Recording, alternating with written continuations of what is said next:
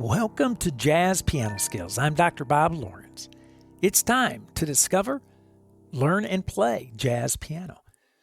Today you are going to discover linear improvisation, and you are going to learn how to begin developing melodies horizontally.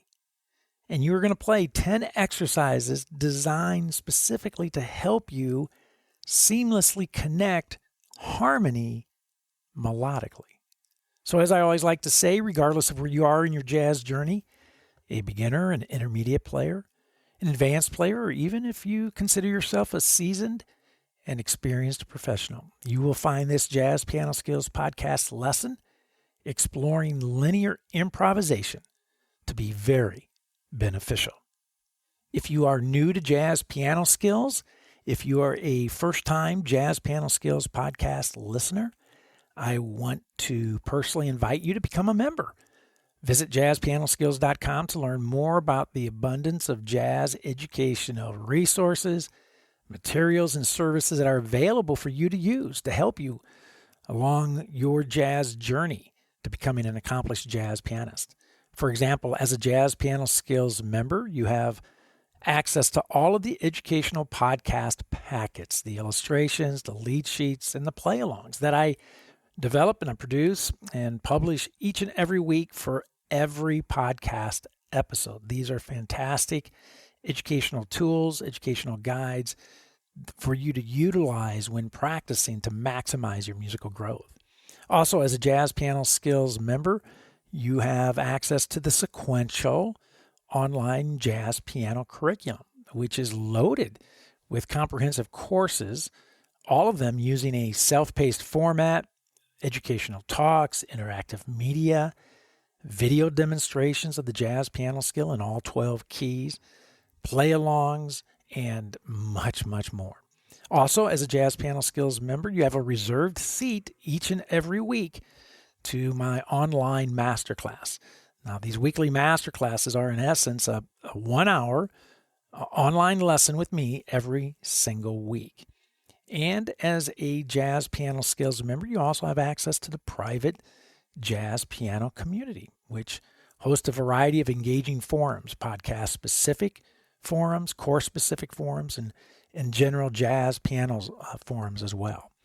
And last but certainly not least, as a Jazz Piano Skills member, you have unlimited private, personal, and professional educational support whenever and as often as you need it. So again, please visit JazzPianoSkills.com to learn more about all of the educational opportunities awaiting you and how to easily activate your Jazz Piano Skills membership. If you have any questions, please do not hesitate to reach out to me, contact me, let me know. I'm always happy to spend some time with you, answer any questions that you may have, and to help you in any way that I can. Okay. Let's discover, learn, and play jazz piano. Let's discover, learn, and play some linear improvisation. So let me begin by asking you a very important question. A question that we need to successfully answer if we hope to develop our melodic skills. So the question is this. What makes a melody a good melody? Okay, that question again is, what makes a melody a good melody? Now, I think we would all agree that the origin of the melody, in other words, how it was constructed, whether it was composed or whether it was improvised, right? Its construction has no bearing on the goodness, right? On the goodness of the melody, if you will. A good melody is a good melody regardless of how it was derived, right? Whether the musician sat down and composed it or whether it was improvised while playing. Regardless of how it was derived, a good melody is a good melody. So I think we would all agree with that. I also think that we would all agree that the harmony and rhythm supporting the melody does not determine the goodness of the melody. Now, we may not like the harmony or we may not like the rhythm, but so what, right? Heck, we may not even like the melody itself, but our personal musical preferences do not determine whether something is musically good or bad. Believe me, I have listened to tons of music that I personally do not care for, but I openly admit that it's good music. Musically speaking, it's good. It's very good. I may not care for it, but that doesn't change the fact whether or not it is musically valid or musically legit. Does that make sense? So if the way a melody comes into existence, whether it is composed or improvised, does not determine the goodness of the melody, and if the harmony and rhythm do not determine the goodness of the melody, then what makes a melody a good melody? The answer is this. A melody is a good melody when it seamlessly flows from measure to measure through the harmony that supports it. Let me say that again. A melody is a good melody when it seamlessly flows from measure to measure through the harmony that supports it. In other words, a good melody is linear in nature. It's horizontal, which is somewhat ironic because melody flows from harmony, which is very much vertical. The biggest challenge for any young improviser is to learn how to play linearly, horizontally, instead of vertically. Now, if your playing is still very much in the vertical phase, then congrats. This is where everyone begins, right? So what do I mean by vertical? What I mean is that you're presented with a chord, right? And then you play something over that chord. And then you move on to the next chord, and then you play something over that chord. And then you move on to the next chord and play something, and so on, right? So it's very much almost like a call and response. Here's a chord, here's an answer. Here's a chord, here's an answer, right? It's very vertical, and the playing comes off sounding like that. It comes off sounding very straight up and straight down, with a breath in between each measure. You can literally hear the break in the harmony as the musician moves from chord to chord. This vertical approach to playing, this vertical approach to creating melodies, this vertical approach to improvising, it's where everyone must begin. In fact, this is how I teach improvisation. You begin with an isolated sound, a chord, major, dominant, minor, half diminished, diminished, and explore the sound using ascending and descending arpeggio and scale motion. This is the best way to begin because by isolating a sound, a chord, you do not have to worry about where you are coming from and where you are going to. You intentionally create harmonic stagnation so you can create melodic movement. And if you are at this stage, fantastic. You're on your way. Now, once a student is comfortable with isolating sound, isolating chords to create melodic movement, it's time to experience and explore harmonic motion. And what harmonic motion do you think most everyone studying jazz gets introduced to first? If you are thinking 2-5-1, the 2-5-1 progression, then you are thinking correctly. What better harmonic motion to begin with other than the 2-5-1 progression, which is without doubt the most common chord progression in jazz literature?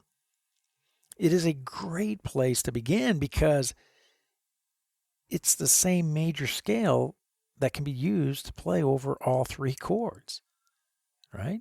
It's also a horrible place to begin because the same major scale can be played over all three chords.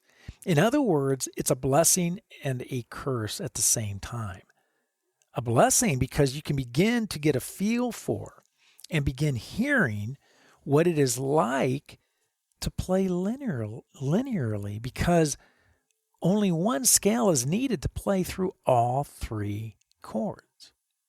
That's fantastic. Now, it's a curse because you can easily and accurately assess your ability to play linearly because you're not forced to change your melodic line, your scale or your arpeggio, to coincide with various harmonic demands. And this is precisely why improvising over 2-5-1 does not easily transition to improvising over tunes, because when playing tunes, you quickly discover that not only is there much more going on in that tune than just the 2-5-1 progression, but there are chords that don't even belong to the parent key of the tune. You quickly discover that you have to have a mastery of scales and arpeggios to handle harmonic motion that wanders in and out of various key centers. And without this mastery of scales and arpeggios that will allow you to successfully navigate through the various inside-outside harmonies found within jazz literature, you will quickly get sucked back into thinking and playing vertically and not horizontally, not linearly. So how do you begin practicing linear improvisation so that you are prepared to meet the harmonic challenges of jazz literature? Well, that is what we're going to do today in this podcast episode, in this podcast lesson. I like to teach and use harmonic pairs with students to help them create scenarios that accurately represent jazz reality. One chord will always be the control group. It never changes. And the other chord will be the experimental group, the group that we swap chords in and out of. For example, I may have a student practice a 4-measure exercise where measures 1 and 3 are played with a B-flat major 7, and measure 2 and 4 use B-flat minor 7.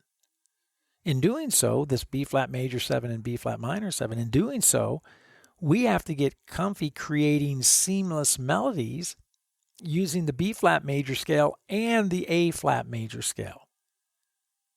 Does that make sense? 2 different scales. I'm treating the minor chord as a 2 chord or Dorian mode. Okay, so some other pairs that I like to use, in addition to saying B-flat major 7, B-flat minor 7, right? And it could be any major, any minor, right? C major, C minor, A-flat major, A-flat minor.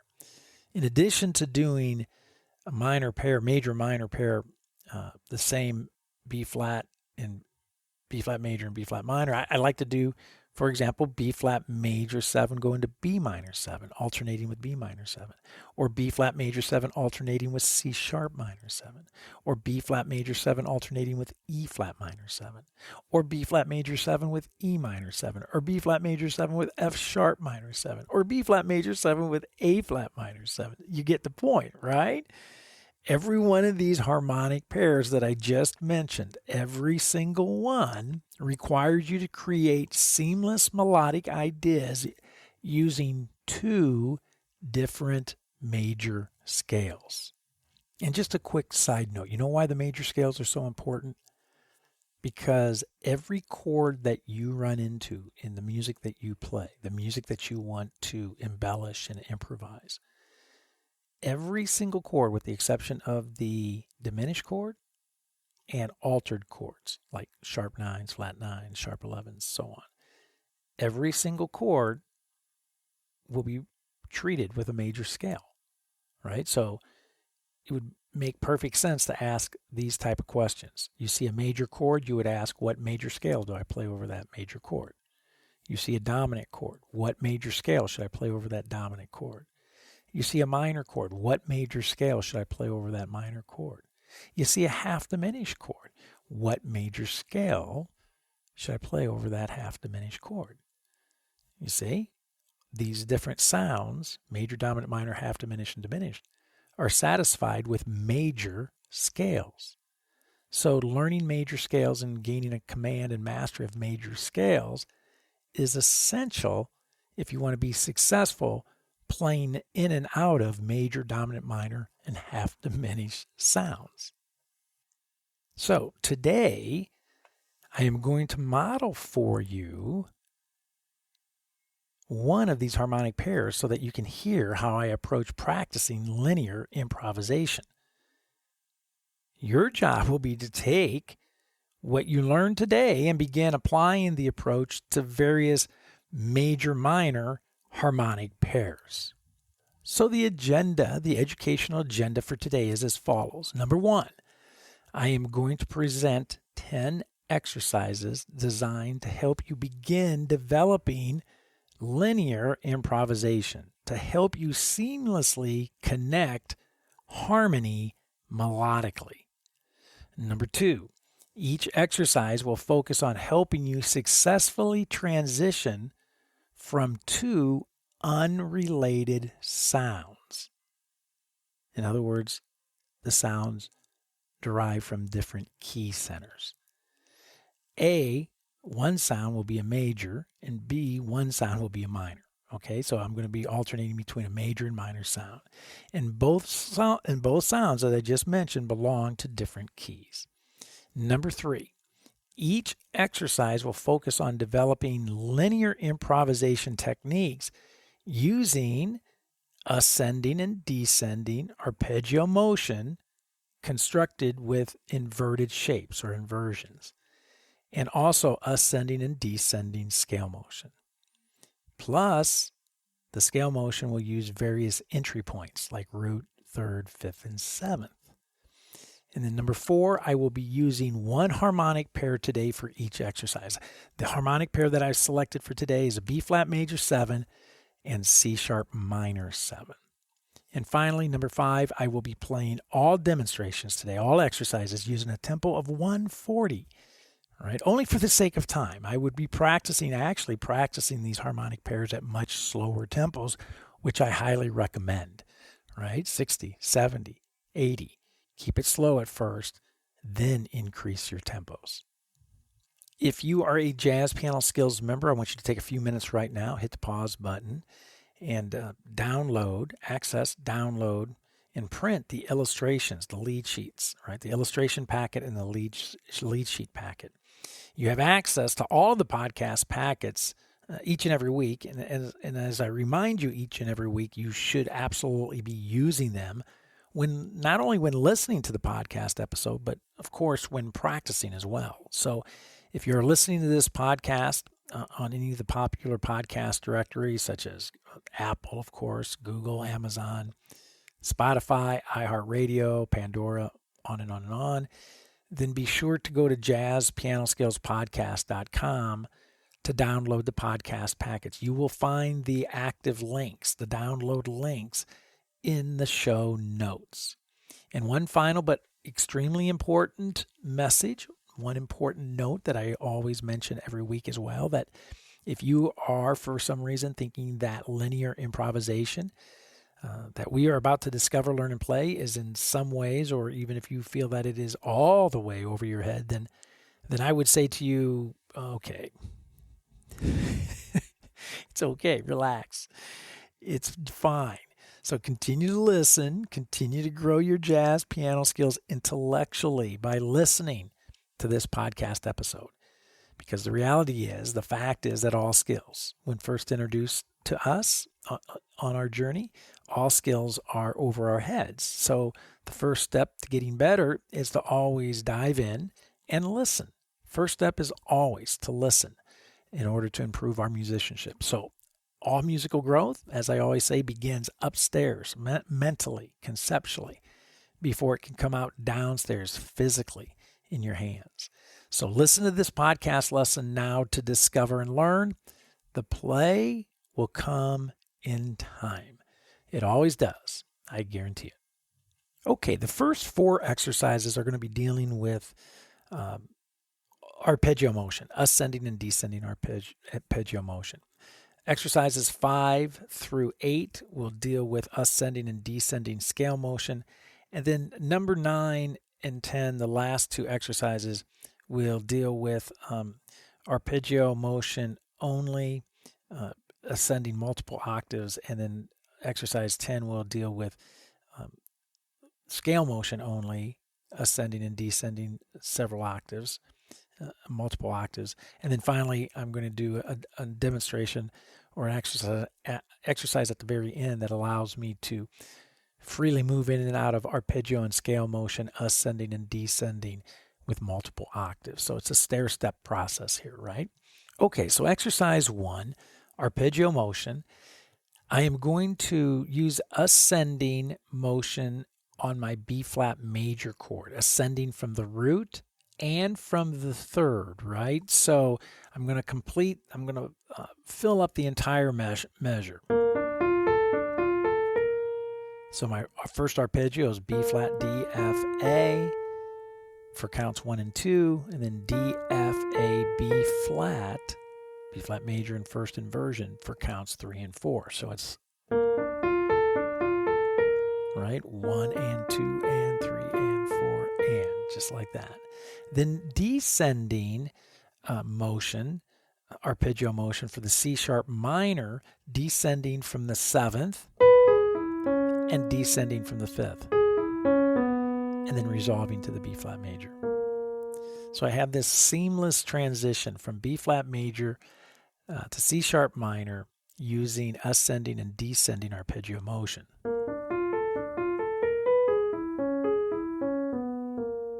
Nice. So let's bring the ensemble in. Let's place this into a musical context so you can get an idea. You can hear what this is going to sound like and how these exercises are going to sound like moving forward. So here we go. Let's check it out and see what we think.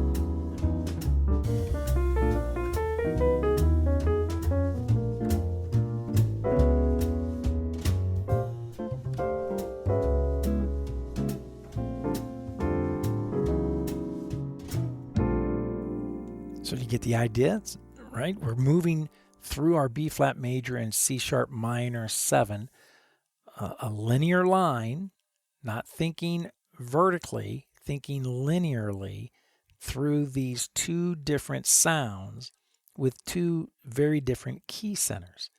So in essence, what I'm doing is I'm thinking B-flat major 7, obviously over my B-flat major chord, and I'm actually thinking B major 7, coming from the key of B major, utilizing my C sharp minor as a 2 chord or Dorian mode. The point is I'm conditioning some muscle memory to move seamlessly through two different sounds using ascending and descending arpeggio motion. So exercise 2, we're going to continue with this same approach, but we're going to shift our entry points. Now I'm going to ascend through my B-flat major, starting with my 3rd as my entry point and then my 5th. So I get, and then descend through my C sharp minor from a root entry point, descending, and then a 7th entry point, and then resolving to my B-flat major. Okay? So I end up getting this.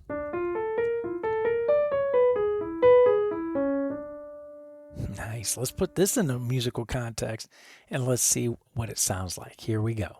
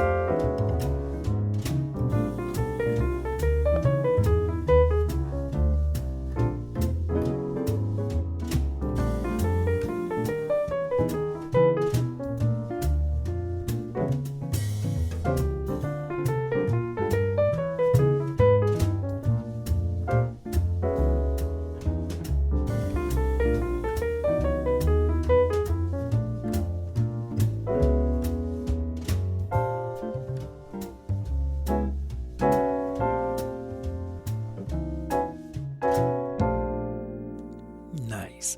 So now you're getting the idea how we're starting to utilize arpeggio motion to navigate through these two very different sounds using arpeggio motion, ascending and descending.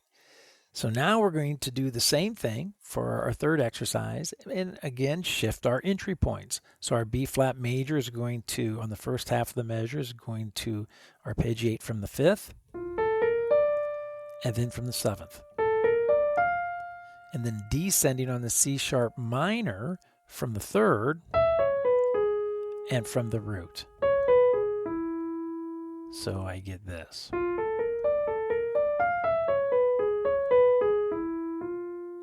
Nice. So let's bring the ensemble back in and let's drop this harmonic pair into a musical context using ascending and descending arpeggio motion with various entry points. So here we go. Let's check it out and see what we think.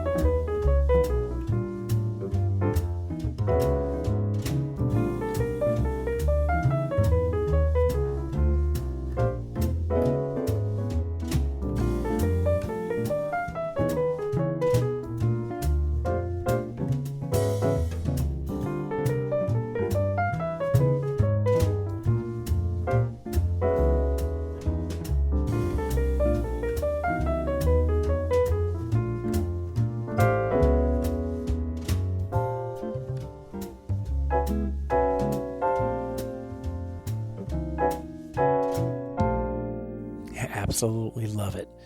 What a great way to practice. Now, our final exercise using strictly our ascending and descending arpeggio motion, exercise number 4, we're going to now utilize the 7th of B flat major as our entry point, the note A, and then our root.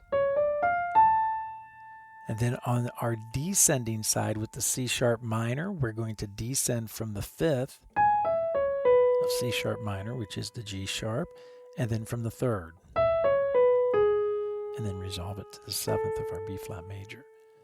It's a very nice sound. Again,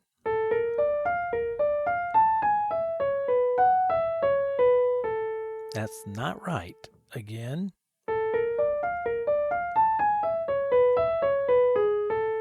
That's right.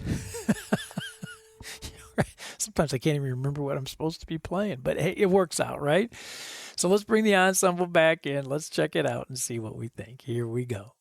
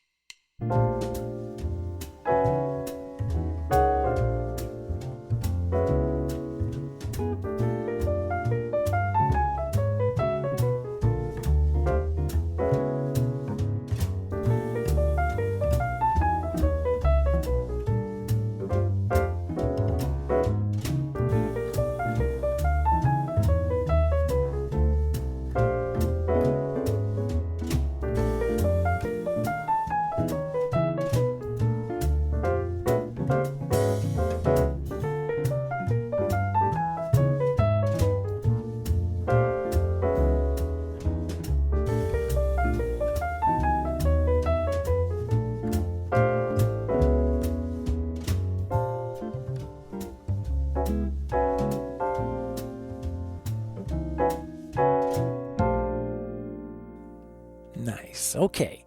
So now we have exhausted our arpeggio motion going through our major and minor sounds, ascending and descending, using various entry points, right?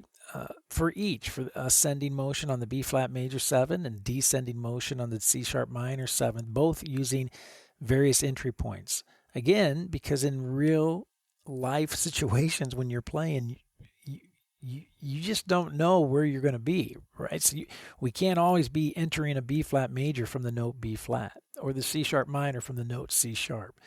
We have to strategically practice various entry points in order to prepare ourselves for linear improvisation, to be able to seamlessly move in and out of these sounds.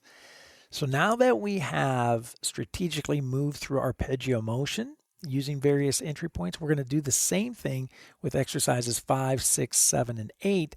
However, we're going to use now scale motion. So we're going to start with the entry point of the root for B flat major scale, and then descend starting from the 5th, the entry point 5th on our C sharp minor,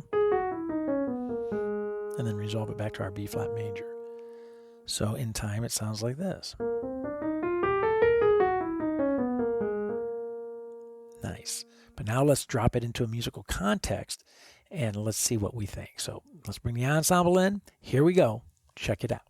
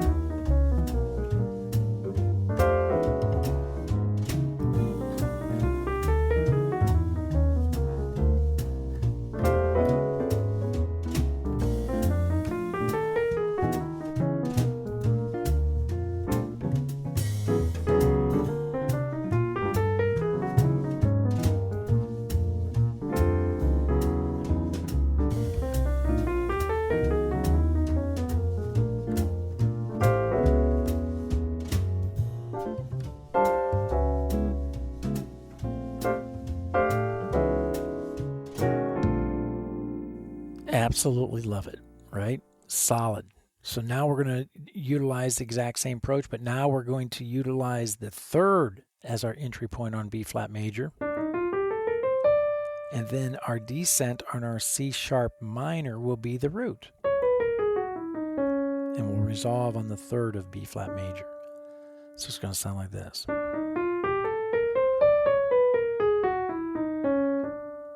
Nice. So once again, let's bring the ensemble back in. Let's drop this exercise into a musical context and see what we think. Here we go.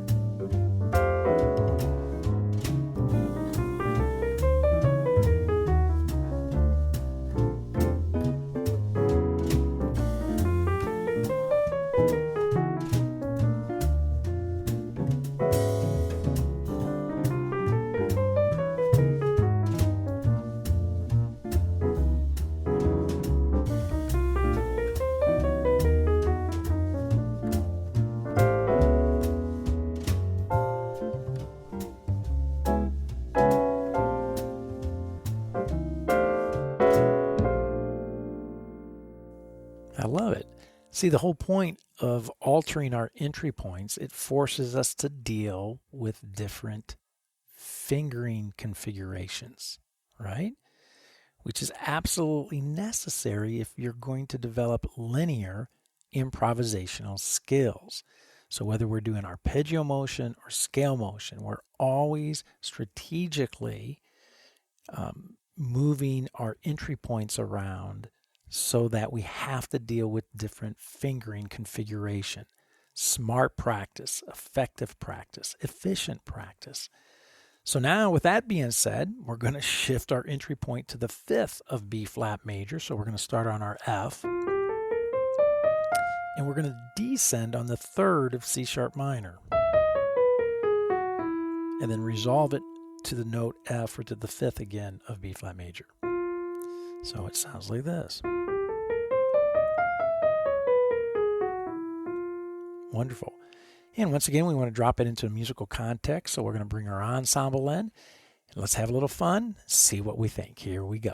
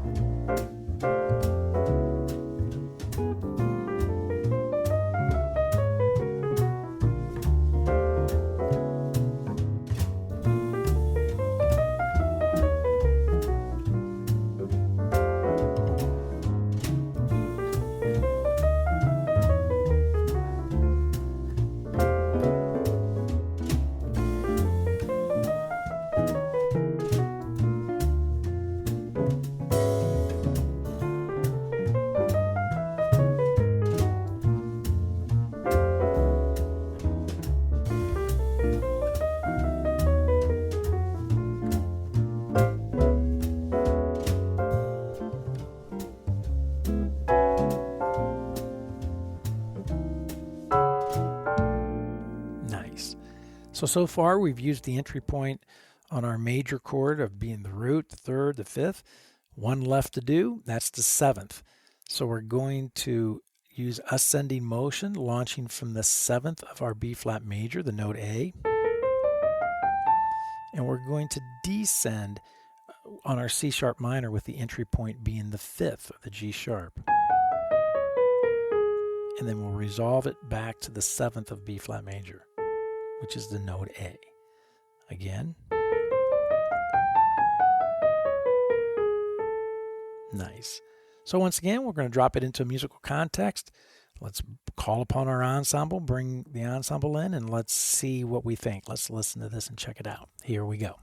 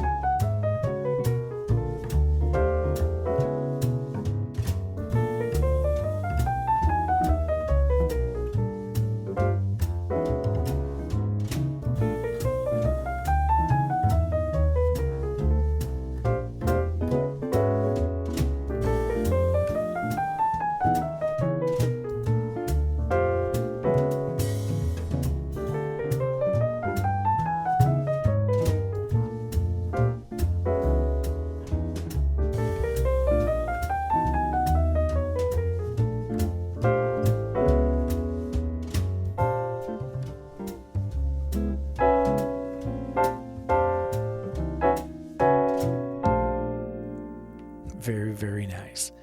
So we've done 8 exercises, 4 of them dealing with ascending and descending arpeggio motion through the B flat major C sharp minor sound, and then also ascending and descending scale motion through the B flat major and C sharp minor sound. And we've used obviously different entry points, but it's interesting, right? Each one of those exercises in and of itself stayed within an octave, basically an octave range. But by moving our entry points allowed us to play over a 2-octave range. Does that make sense? We're actually spreading it out, but staying within an octave for each exercise. Now what I want to do is kind of open the floodgates a little bit, and I'm going to do some linear improvisation using arpeggio motion only.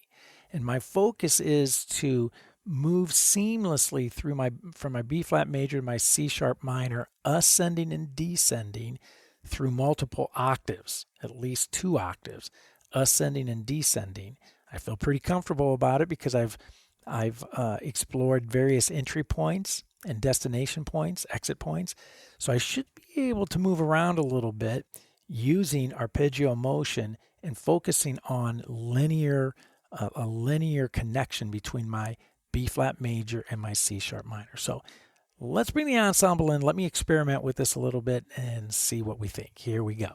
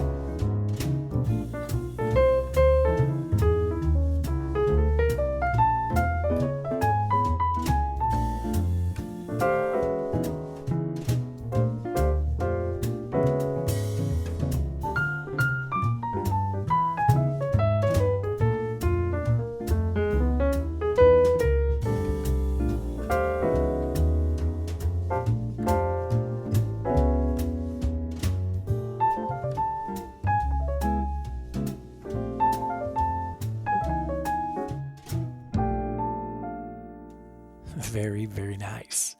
So look, if we do that with arpeggio motion by restricting our movement to include only arpeggio motion, then let's do the same thing using scale motion. So now I'm going to open it up again, and I'm going to use ascending and descending scale motion through my B flat major 7, C sharp minor 7, exploring multiple octaves, right? And focusing on this linear connection between these 2 sounds. I want that melody to be seamless that I'm playing as I move from my B flat major to my C sharp minor, back to my B flat major, and so on. So let's bring the ensemble back in. Let's check it out and see what we think. Here we go.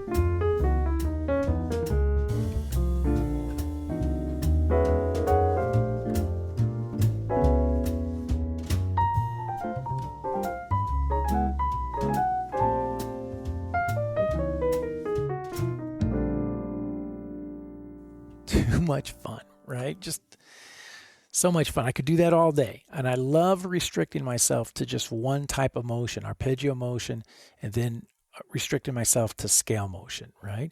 It's by limiting, right, setting up parameters that we actually sharpen our creative skills. Always, right? We set our parameters in order to sharpen our creative skills. But now, with that being said, I'm going to have a little fun and improvise freely over my B flat major 7, C sharp minor 7, using arpeggio motion, scale motion, ascending, descending, various entry and exit and destination points. Just have a little fun and try to create beautiful, seamless, good melodies, right? So here we go. Let's bring the ensemble in one more time and let's check it out.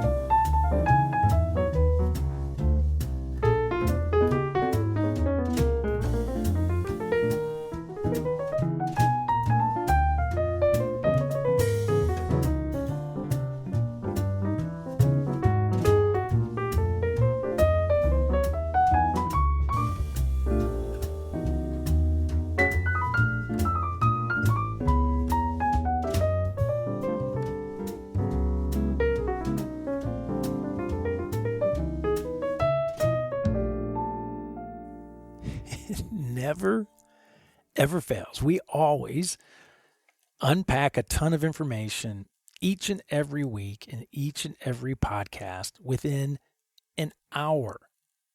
And today was certainly no exception as we explored the proper way to think about, to practice linear improvisation. And once again, I want to encourage you to map out the arpeggio and scale motion that I presented today, not only for B flat major to C sharp minor, but for the other combinations that I mentioned earlier as well, right? B flat major to B flat minor, B flat major to B minor, B flat major to E flat minor, B flat major to E minor, B flat major to F sharp minor, B flat major to A flat minor, right? Each one of these harmonic pairs, right? Each one of these harmonic pairs, major and minor combinations, require you to have a command of various major scales, right? And as always, I want you to use the podcast packets, the illustrations and the lead sheets to guide you. The illustrations include a paper practice template that you can use for mapping out these harmonic pairs, major and minor combinations in all 12 keys. And you've heard me say this over and over and over and over and over again. Conceptual understanding determines your physical development. So the time that you invest in studying and mapping out these harmonic pairs, linear improvisation exercises, it's time very, very well spent. And the return on your investment cannot be adequately expressed. And as always, I want you to be patient. Developing mature improvisational skills takes time. And practicing linear improvisation using harmonic pairs is one essential component of the process. So begin structuring your improvisation development after the playing demonstrations that I modeled for you in this podcast episode, in this podcast lesson. And I promise you, you will begin to see, you will begin to feel, you will begin to hear your musical progress. Well, I hope you have found this Jazz Piano Skills podcast lesson exploring linear improvisation to be insightful. And of course, I hope you find it to be extremely beneficial. Don't forget, if you are a Jazz Piano Skills member, I will see you online Thursday evening at the Jazz Piano Skills Masterclass, 8 p.m. Central Time, to discuss this podcast episode lesson exploring linear improvisation in greater detail and to answer any question that you may have about the study of jazz in general. And again, as a Jazz Piano Skills member, be sure to use the educational podcast packets, the illustrations, the lead sheets, the play-alongs, not only for this podcast episode, but for all the podcast episodes, over 100 of them.